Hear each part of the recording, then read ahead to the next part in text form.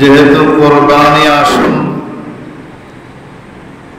কোরবানির গুরুত্ব, ফজিলত, ইতিহাস আমাদের জানা দরকার এবং কোরবানির প্রস্তুতি নেওয়া দরকার। ধনী মানুষ কোরবানি দিবে, গরিব নিয়ত করে কোরবানি দিল হয়ে যাবে, সওয়াব পাবে, গুনাহ হবে। ধনী মানুষ কোরবানি দিলে, গরিব মানুষ কোরবানির নিয়তে পশু ক্রয় করলেও কোরবানি দিতে পারবে, নফল হবে, সওয়াব তো পাবে। এই জন্য বিষয়টা আমাদের জানা দরকার, বোঝা দরকার। মাসটা হারাম মাসের অন্যতম,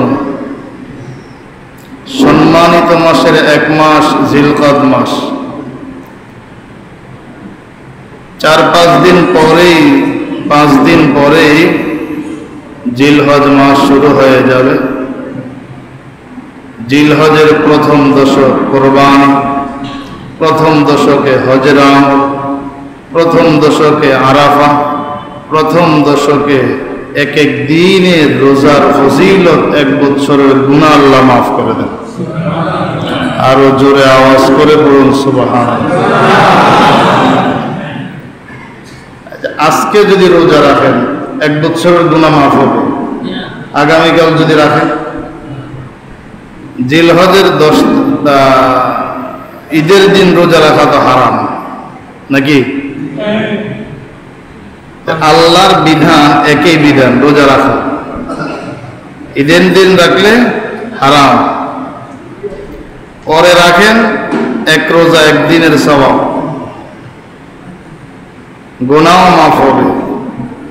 আর যদি এই রোজাটা জিলহজের 1 তারিখ থেকে রাখা শুরু করে দেয়, তাহলে এক এক দিনের রোজা 1 বছরের গুনাহ মাফ।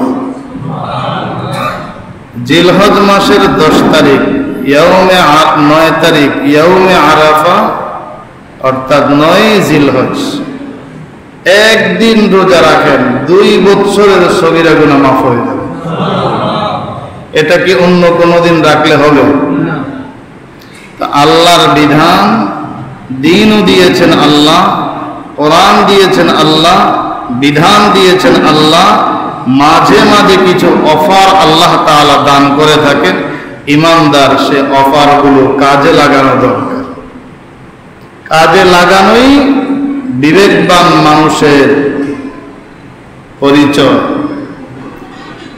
আখিরাত কামাই করা, হায়াতে জিন্দেগি কম, অল্প হায়াতে বেশি আমল করার মাধ্যম। সবে কদরগুলোকে মূল্যায়ন করা, সবে বরাতকে মূল্যায়ন করা, ঈদের রাত্রগুলোকে মূল্যায়ন করা, জিলহজের প্রথম দশককে মূল্যায়ন করা। আল্লাহ আমাদের সবাইকে তৌফিক দান করেন, বলুন আমিন। আরো জোরে আমিন। সামনে কোরবানি।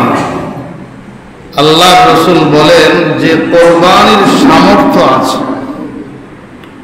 টাকা পয়সা আছে, কোরবানি দিতে পারে, এরকম ব্যবস্থা আছে, সে কোরবানি দিল না, অবহেলাবশত। নবীজি বলেন সে যেন কোরবানির ঈদের দিনে সে আমাদের ঈদগাহে না আসে। কঠিন শাস্তি, যেমন সওয়াব তেমন আমল, পালন করলে যেমন সওয়াব, না করলে শাস্তি। আল্লাহ নবী বলেন মা আমিলা আদামিয়ুন বিনামালি ইয়াউমান নাহরি আহাব্বা ইলাল্লাহি মিন ইহরাকিদ দাম ওয়া ইন্নাহু লা ইয়াতি ইয়াউমাল কিয়ামাতি বিকুরুনিহা ওয়া আশআরিহা ওয়া আযলাফিহা ওয়া ইন্নাদ দামা লা ইয়াকাউ মিনাল্লাহি বিমাকানিন ক্বাবলা ইয়াকা ফিল আরদ ফাতিবু বিহা নাফসা। আল্লাহ নবী বলেন কোরবানির দিনে আল্লাহর কাছে রক্ত প্রবাহ করা ছাড়া উত্তম আর কোনো আমল নাই। মা মিন আইয়ামিন মা আমিলা আদামিয়ুন মিন আমালি ইয়াউমিন নাহার আহাব্বা ইলাল্লাহি মিন ইহরাকিদ দাম ওয়া ইন্নাহু লা নিয়তটা ওইভাবেই রাখা। কোরবানি দিব, কোরবানি কে দিবে? যার কাছে কোরবানির দিনগুলোতে নেশাব পরিমাণ সম্পদ থাকে, কোরবানির দিনগুলোতে নেশাব পরিমাণ স্বর্ণ থাকে। এক গবেষণায় পাওয়া যায় বর্তমান টাকা হিসাবে প্রায় 87,000 টাকা, 87,000 টাকা নগদ টাকা কারোর কাছে থাকলে তার উপরে কোরবানি ওয়াজিব। কিছু নগদ আছে 40,000, কিছু স্বর্ণ আছে, কিছু নগদ, কিছু রূপা, কিছু নগদ, কিছু ব্যবসায়িক পণ্য। ঔষধ বিক্রি করেন, ব্যবসায়িক পণ্য। মুদি দোকানে মাল উঠাইলেন, ব্যবসায়িক পণ্য।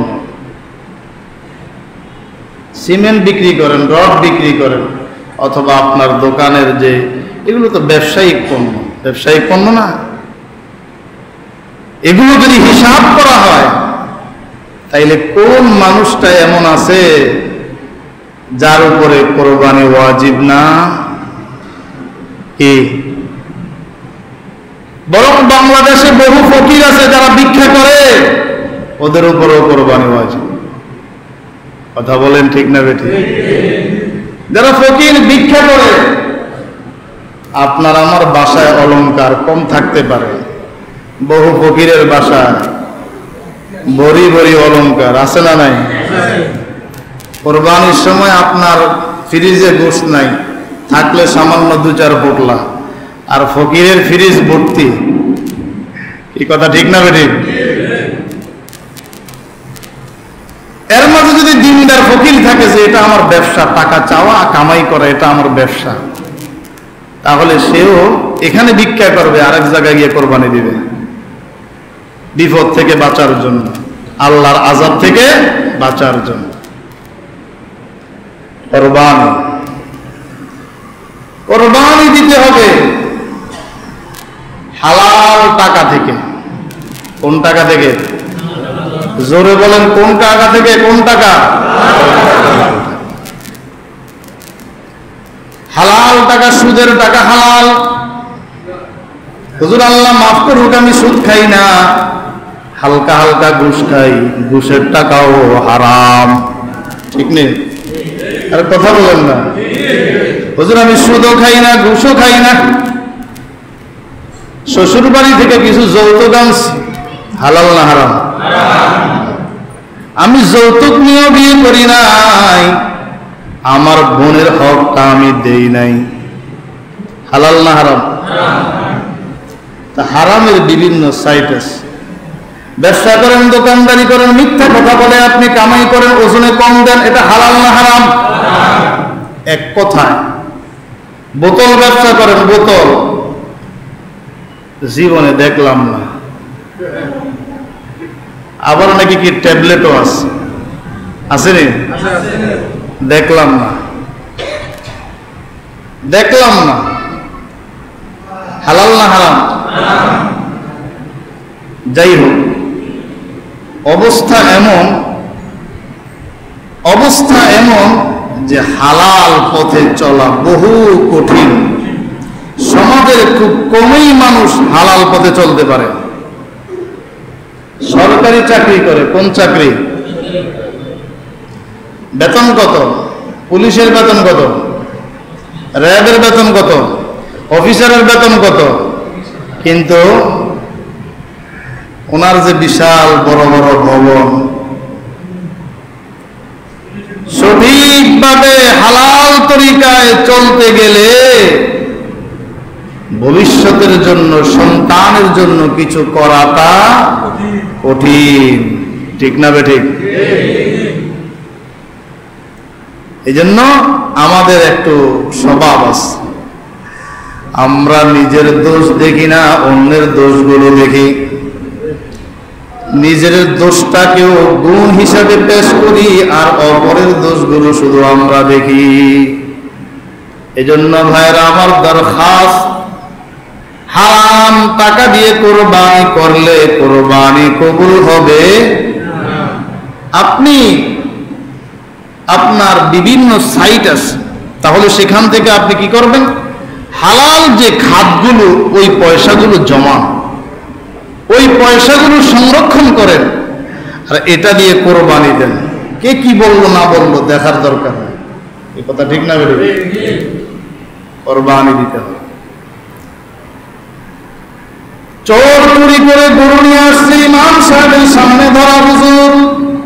ভোর রাত্রে তাহাজ্জুদের নামাজ পড়ার জন্য ওইটা দেখে গরু নিয়ে যায়। কোত্থেকে আনছেন? বলে হুজুর চুরি করে। এত বড় খারাপ কাজ আপনি করলেন? বলে চুরি করব, যাই হোক কোরবানি দিলে তো অন্তত সওয়াব পাবো। এদিকে চুরির গুনাহ, ওদিকে কোরবানির সওয়াব সমান সমান, মাঝখানে গোস্ত খাইবো ফাও ফাও। এই কথা ঠিক না বেঠি? এরকম কিছু মানুষ, এটা তো আমি চোরের উদাহরণ দিলাম, কিছু মানুষ এমন আছে, এই একটা কোরবানি তো আমার সামনে আছে, কি করতে হবে, একটা ধান্দা করি, ধান্দায় যেন একটা গরু পাওয়া যায়। আরে ভাই, ধান্দার জায়গা আপনি ধান্দা রাখেন। আপনাকে আল্লাহ যে নেয়ামত দিয়েছেন ওই নেয়ামত গুলো আপনি আল্লাহর রাস্তায় ব্যয় করেন। হালাল পয়সা দিয়ে একটা পশু কিনেন, এই টাকাগুলো আলাদা করে রেখে দেন, হ্যাঁ এটা আমার গরু কিনার টাকা। এই কথা ঠিক না বেঠিক? আল্লাহকে দেখায় দেন, আয় আল্লাহ এই কোরবানির জন্য আমি এই পয়সাগুলো রাখলাম। এটা আমার প্রস্তুতি, মানসিক প্রস্তুতি, আর্থিক প্রস্তুতি। দেখেন কোরবানির ইতিহাস শুনলে আপনারা বুঝবেন, এই কোরবানির গোশত খাওয়ার একসময় অনুমতি ছিল না। আমাদের যেই কোরবানি, এটা হলো সুন্নত ইব্রাহিম, ইব্রাহিম আলাইহিস সালামের আদর্শ। তার আগেও কোরবানি ছিল, তবে এই কোরবানির ধরন ছিল ভিন্ন, হুকুম ছিল ভিন্ন। আদম আলাইহিস সালাম থেকে কোরবানির বিধান শুরু। হযরতে আদম আলাইহিস সালামের জামানা থেকে কোরবানির বিধান শুরু। তখনকার কোরবানির নিয়ম ছিল, আপনি কোরবানির বস্তুটাকে একটা জায়গায় রেখে দিয়ে আসবেন, কোন ময়দানে। আসমান থেকে যদি আগুন এসে গ্রাস করে নেয়, জ্বালা দেয়, বুঝবে কোরবানি কবুল।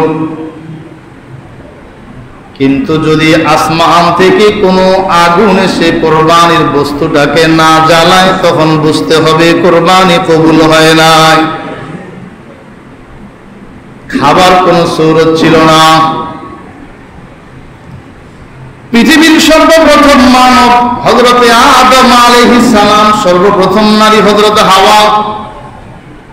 আল্লাহ পাক রব্বুল আলামিন বংশ বিস্তার করবেন, কিভাবে করবেন? এদিকে হযরতে বাবা হযরতে আদম প্রথম মানুষ, পুরুষ, হযরতে হাওয়া প্রথম নারী।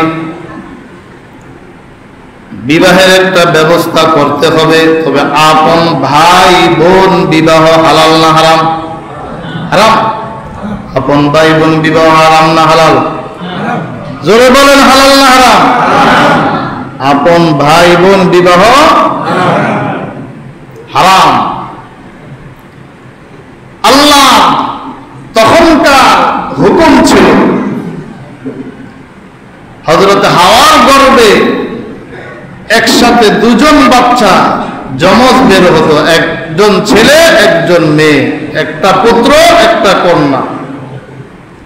আগের ঘরের ছেলে পরের ঘরের মেয়েকে বিবাহ করবে, পরের ঘরের ছেলে আগের ঘরের মেয়েকে বিবাহ করবে। এটা ছিল তখনকার হালাল একটা সূরত। একই গর্ভে যেই পুত্র এবং কন্যা সন্তান জন্মগ্রহণ করলো, এদের বিবাহ বন্ধন হারাম। চাইলেও এই ছেলে মেয়েকে বিবাহ করতে পারবে না। হযরতে আদম আলাইহিস সালামের বড় ছেলে কাবিল, তার সঙ্গে একটা মেয়ে জন্মগ্রহণ করলো, নাম হলো আকলিমা।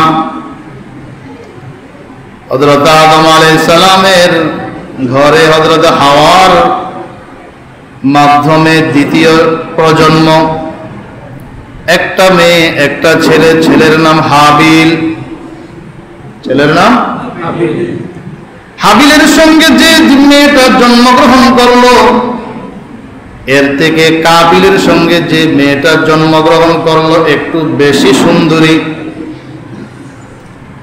সবাই একটু বড় হলেন, আল্লাহ পাকের বিধান, আল্লাহ পাক রব্বুল আলামিন হুকুম করলেন হাবিল বিবাহ করবে। হাবিলের সঙ্গে যে মেয়ে জন্মগ্রহণ করলো হাবিল বিবাহ করবে। কাবিলের সঙ্গে যে মেয়েটা জন্মগ্রহণ করলো, এটা ছিল হালাল তরিকা। কিন্তু সব সন্তান বাবা মার বাধ্য হয় না।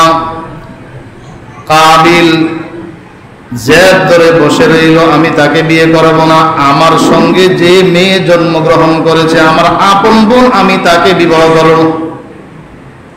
হালাল না হারাম? বলেন না হালাল না হারাম? হযরত আদম আলাইহিস সালাম দেখলেন জগৎ বেজে গেল, নিরসন করতে হবে। আল্লাহ পাক হুকুম করলেন ঠিক আছে, বিধান অনুযায়ী হাবিল প্রথম ঘরের মেয়েটাকে বিবাহ করবে আর কাবিল দ্বিতীয় ঘরের মেয়েটাকে বিবাহ করবে। হাবিল কাবিলের সঙ্গে যে মেয়ে জন্মগ্রহণ করলো তাকে বিবাহ করবে, আবার এদিকে কাবিলও চায় তাকে বিবাহ করবে। মেয়ে একজন, এক মেয়ের প্রার্থী কয়জন? দুইজন। সমাধানের জন্য আল্লাহ বলেন কোরবানি করো, যার কোরবানি কবুল হবে সেই তাকে বিবাহ করবে। কোরবানি দিলেন। হাবিল ভদ্র মানুষ, বাবা মার বাধ্য সন্তান, আল্লাহর হুকুমে বিশ্বাসী, কোরবানির আদেশ দিলেন আল্লাহ। এবার একটা দুম্বা কোরবানি করার জন্য রেখে চলে আসলেন, একটা দুম্বা কোরবানি দিল। কাবিল দুম্বা দেয় নাই, কিন্তু ফল মূল ইত্যাদি ওখানে রেখে চলে আসলো। কার কোরবানি কবুল? যার কোরবানি কবুল হবে সেই আকলিমাকে বিবাহ করবে, ওই সুন্দরী নারীকে বিবাহ করবে, মেয়েটাকে বিবাহ করবে। আল্লাহ পাক রব্বুল আলামিন দেখলেন হাবিলের দিল ভালো, কোরবানিতে খালেস নিয়ত একমাত্র খুশি করবে কাকে? কাবিল শুধুমাত্রই কথা হিসাবে, রসুম হিসাবে কোরবানি দিয়েছে। আসমান থেকে আগুন আসলো, হাবিলের কোরবানি কবুল করলো, হাবিলের কোরবানি জ্বালা দিল। তার মানে কোরবানি আল্লাহর দরবারে কবুল হয়ে গেল। এখন কাবিল খুশি না বেজার? বুঝে বলেন, খুশি না বেজার? বেজার। তার জিদ আরো বেড়ে গেল, মানি না হুকুম, যা আমার, আমি যা বলছি তাই মানব, তাই পালন করো। আছে না সমাজে কিছু মানুষ, হুজুরের কথা মানি না, বাবা মার কথা মানি না, শরীয়ত বাদ দাও, কোরআন সুন্নাহ বাদ দাও, আমার মন যেমনে চায় আমি। এখন তো আমাদের বাংলাদেশে কিছু নারীও আছে এমন, দেহ আমার সিদ্ধান্ত, বলেন না দেহ তোমার, দেহ পাইলা কই? দেহ বানাইছেন কে? দেহ আমার, সিদ্ধান্ত আমার। চেয়েছিলাম হিস্সা, হয়ে গেল। বুঝে না, নতুন নতুন চেয়েছিলাম, হয়ে গেল। দেখছেন অবস্থা? ওর মুখ দিয়ে, সে যে ব্যবসা, এটা ওর মুখ দিয়ে আল্লাহ বের করাই দিল। তা আসলেই তোমরা ব্যবসা। ওর চেহারার দিকে তাকাইলেই ব্যবসা মনে হয়, ওর দেহের কাপড়ের দিকে তাকাইলেও মনে হয় এটা হাওলাত করে আনছে, কাপড় ছিল না। কি কথা বলেন না কেন? ঠিক না বেটে? চেয়েছিলাম হিস্সা, তুমি কি হিস্সা চাইবা? হিস্সা তো আল্লাহ কোরআনে দিয়ে দিয়েছেন। তোমাকে আল্লাহ দুনিয়ায় পাঠানোর সময় তো তোমার হিস্সা আল্লাহ দিয়ে দিয়েছেন, তুমি আবার কি হিস্সা চাও? কোরআন বাদ দিয়ে, শরীয়ত বাদ দিয়ে হিস্সা চাও, দেহ তোমার, সিদ্ধান্ত তোমার। কাল কিয়ামতের ময়দানে আল্লাহ বলবেন, দেহ আমি বানাইছি, সিদ্ধান্ত আমার, পাছায় পিটা, লোহার গুরুজ দিয়া, আগুনের তৈরি গুরুজ ইচ্ছা করো ফেরেশতারা পিটাও। কথা ঠিক না বেটি?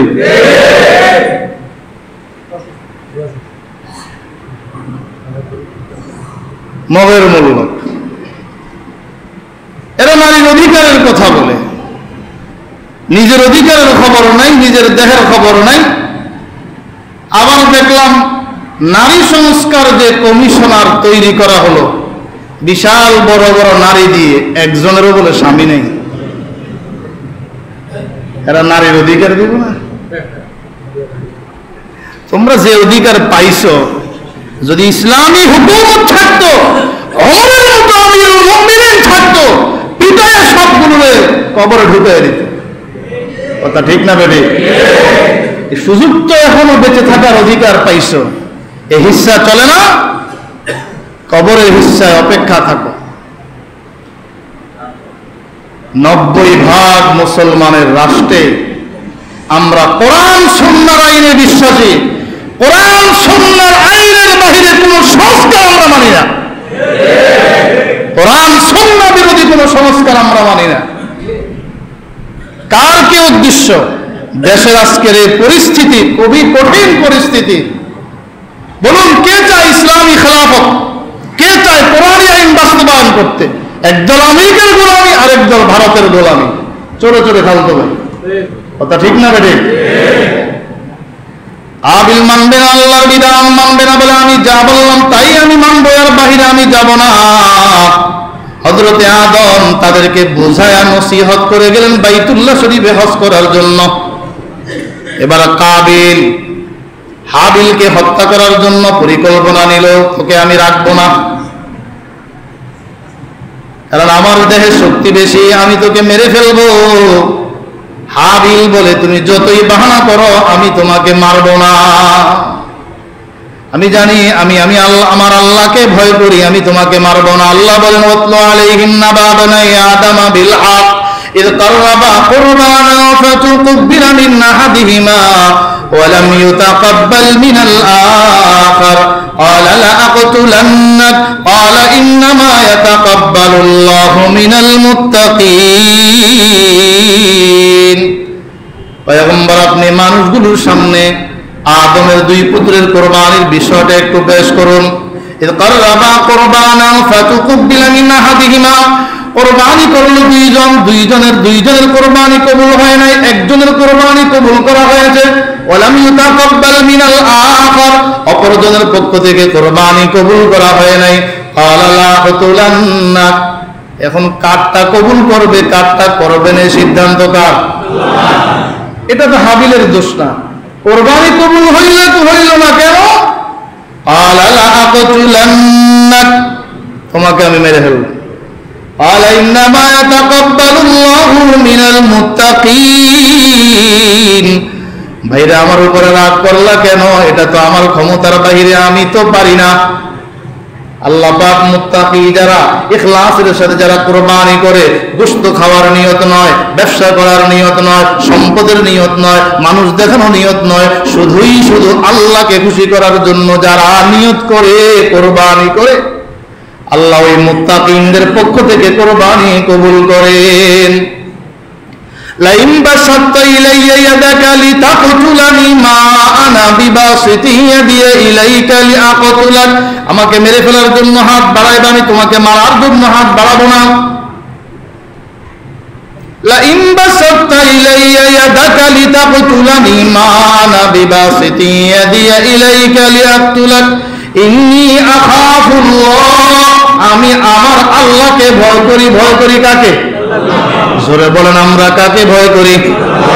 ইন্নী আখাফুল্লাহ রাব্বাল আলামিন। পরিশেষে তাকে মেরেই ফেলল। মারছে তো পৃথিবীর প্রথম খুনি। ভালো কাজ চালু করুন, আপনার ভালো কাজের আপনি না থাকলেও এর সওয়াব, সৎকার সওয়াব, জারিয়ার সওয়াব আপনি পাবেন। আর খারাপ কাজ চালু করবেন, আপনি দুনিয়ায় না থাকলে খারাপের গুনাহের একটা অবাল গুনাহের অংশ আপনার কবরে পৌঁছবে। পৃথিবীতে যত খুন হয় সমস্ত খুনের একটা গুনাহ কাবিলের কবরে পৌঁছবে, কারণ সে হচ্ছে প্রথম খুনি। কি কথা ঠিক না বেটি? এখন যারা খুনি এরাও কিন্তু কাবিলের অনুসারী। কি কথা ঠিক না বেটি? এখন যারা খুনি তারাও কাবিলের অনুসারী। লাইন বাসাত্তা ইলাইয়া ইয়াদাকা লিতাকতুলানি মা আনা বিবাসিতি ইয়াদিয়া ইলাইকা লিআকতুলাক ইন্নী আখাফুল্লাহ রাব্বাল আলামিন। হাবিল আল্লাহকে ভয় করে হাত বাড়াইলেন না, কাবিল জোর প্রয়োগ করে বল প্রয়োগ করে তাকে মেরেই ফেললো। দাফন করবে কিভাবে নিয়ম জানে না। আল্লাহ পাক রব্বুল আলামিন বলেন, দিন শিখাবো, শরীয়ত শিখাবো, আমার হুকুম শিখাবো, আমি আমার নবীর মাধ্যমে শিখাবো। যারা সঠিক পথে চলবে এরা নবীর ছাত্র, এরা উলামাদের ছাত্র।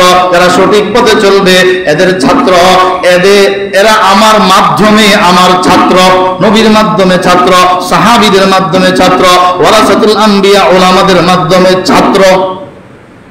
আর যারা শয়তানের পদাঙ্ক অনুসরণ করবে ওদের শিক্ষক শয়তান। তো তাকে মেরে ফেলার পরে কবরটা কিভাবে দিবে? তার শিক্ষক হিসেবে কাউয়া কাদেরকে পাঠাইল?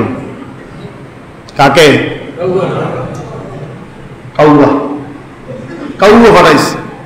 কাউয়া একটা মরা কাউয়াকে খুঁটে মোটামুটি একটু গর্ত দেয়া কি করছে?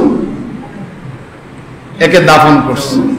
তো কাবিল এটা দূর থেকে দেখতেছে, হায় ভাইকে মারলাম, কিভাবে দাফন করব? কোন সুরত খুঁজে পাইলাম না। আমি তো একটা কাউয়া থেকে আরো নিকৃষ্ট হয়ে গেলাম। কাউয়ার বুদ্ধিও তো আমার কাছে নাই। ফাতাওয়াত লাহু নাফসুহুম ক্বাতলা আখিহি ফাকাতালাহু ফাআসবাহা মিনাল খাসিরিন ফাবাআতাল্লাহু গুরাবা। গুরাব মানে কাউয়া। ফাবাআতাল্লাহু গুরাবা, কাউয়া পাঠায় দিয়েছেন, সিস্টেম দেখায় দিয়েছেন কেমনে দাফন করবে। তো এটা হলো কুরবানির ইতিহাস। আদম আলাইহিস সালামের জামানা থেকে কুরবানির ইতিহাস। কিন্তু আমরা যে কুরবানি দিব এই কুরবানির সূরত, এই কুরবানির সাদৃশ্য হযরতে ইব্রাহিম আলাইহিস সালামের কুরবানির সাথে। এবং এই কুরবানি করব, গোশত খেতে পারবো। গোশত খাওয়াকে মাকসাদ না বানায়া আপনি আল্লাহর সন্তুষ্টিতে কুরবানি দিলেন, এটাকে নিয়ত করেন। গরু দিলে দিতে হবে, আমরা বাড়িওয়ালা। ছাগল দিলে মান সম্মান থাকে না, টাকা পয়সা নাই, এটা কোনো সুরত নয়। আপনার আর্থিক সমস্যা থাকতে পারে, হঠাৎ করে ধনীরাও গরিব হয়ে যেতে পারে, হতাশার কিছু নাই। সামর্থ্য যদি থাকে একটা ছাগল দেন, সামর্থ্য যদি থাকে একটা ছাগল দেন, সামর্থ্য যদি থাকে একা কোরবানি দেন। আমার নিয়ত আমার সাথে, আমার নিয়ত অনুযায়ী আমার কোরবানির ফয়সালা হবে। কিন্তু শরীকে কোরবানি দেওয়া যায়। গরু মহিষ ও 7টা অংশ নেওয়া যাবে, ভেড়া বকরি দুম্বা একটা অংশ নিতে পারবেন। গরু মহিষ ও এগুলোতে আপনি চাইলে কোরবানির হিস্সা ঠিক রেখে আকিকার অংশ আপনি দিতে পারবেন, আকিকার অংশ দিতে পারবেন। কোরবানির গোশতের যেই বিধান আকিকার গোশতেরও একই বিধান, খেতে পারবেন, অপরকে খাওয়াইতে পারবেন। আল্লাহ আমাদের বুঝার আমল করার তৌফিক দান করেন, সকলে বলি আমিন। তবে যদি শরীকের কোনো একজনের নিয়তের মাঝে গাবলা থাকে আপনার কোরবানিও কবুল হবে না। এই জন্য শরীক নির্বাচনে ভেবেচিন্তে বিচক্ষণতার সাথে করা উচিত। আল্লাহ তাআলা আমাদের সবাইকে আমল করার তৌফিক দান করেন, সকলে বলি আমিন। হারাম মাস জিলকদ মাস, সম্মানিত মাস, এর প্রথম মাস জিলকদ মাস। আজকে শেষ জুমা, আগামী জুমা আমরা জিলহজ মাসে ঢুকে যাব। একটু মেহরবানি করে মুক্ত হস্তে দান করি। দানের পরিমাণে এই দিনগুলোতে একটু বাড়ায়া দেই। 50, 100 টাকা, 500 টাকা, 1000 টাকা করে একটু দেওয়ার চেষ্টা করি। আমাদের মসজিদে আপনারা জানেন প্রায় 20 লাখ টাকার উপরে এসিতে ব্যয় হয়েছে। মোটামুটি অর্ধেকের মতো পরিশোধ, বাকিগুলো ইনশাআল্লাহ হয়ে যাবে। আমাদের একটু দানের পরিমাণ বাড়ায় দিতে হবে। ব্যাগগুলো একটু হাতে হাতে নেন, প্রত্যেকে দানগুলো হাতে হাতে রাখি, রাস্তা ক্লিয়ার রাখি। বিশেষভাবে যদি কেউ 500, 1000 দিতে চাই আল্লাহর ঘর মসজিদের জন্য, উন্নয়নের জন্য আমরা দিতে পারি। আলহামদুলিল্লাহ, নিচে যে জানাজার ঘরের লাশ ঘরের যেই সমস্যা ছিল, জটিলতা, সেটা দূর হয়েছে, সমাধান হয়েছে, খুব সুন্দর টাইলসও করা হয়েছে। আপনাদের দান অনুদানে আল্লাহ পাক ব্যবস্থা করেছেন। এখন একটু মেহেরবানি করে আমরা এসির যথেষ্ট বকেয়া আছে, মুক্ত হস্তে কিছু দান করি। বিশেষভাবে 500, 1000 যদি কেউ দিতে চাই পৌঁছায় দেয়। উপরে যারা দান উঠাচ্ছি মেহেরবানি করে দানগুলো নিচে পৌঁছায় দেয়, দানগুলো হাতে